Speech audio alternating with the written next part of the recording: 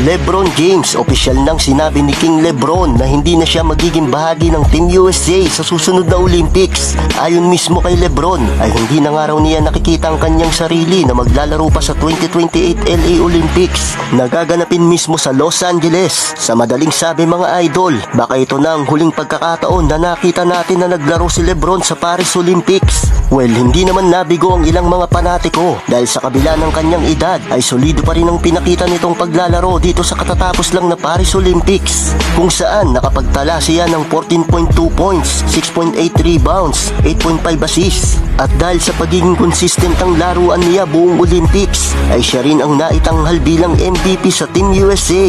Well, may mga nagsasabi na hindi daw deserve ni King James na makuha ang MVP. Isa na dito ang player ng France na si Gershon Yabusele na nagsasabing sinib lang naman daw ni Stephen Curry si LeBron para makuha ang gold medal. So parang sinasabi ng mamang ito na hindi deserve ni LeBron ang MVP. Dapat ay kay Stephen Curry ito napunta. So sang-ayon ba kayo sa sinasabi ng mamang ito? Samantala, matapos makuha ni Kevin Durant ang ika-4 nitong gintong medalya sa Olympics, bigla naman nitong napaisip tungkol sa kanyang retirement dahil hindi na nga daw siya bumabata ayon mismo kay Durant. Habang tumatanda nga daw siya ay pabata naman daw ng pabata ang liga at mas naiisip pa raw nito ang tungkol sa kanyang pagriretiro. Ibig sabihin ni Kevin Durant mga idol ay nakapokus ng NBA sa pagkuha ng mas batang player. Hindi rin natin masisisi si KD dahil 36-year-old na ito at papasok na siya sa ika-16 na season niya dito sa liga.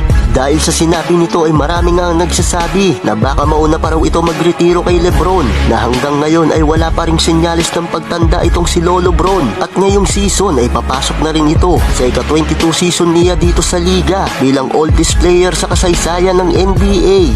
So anong masasabi ninyo kay Kevin Durant mga idol?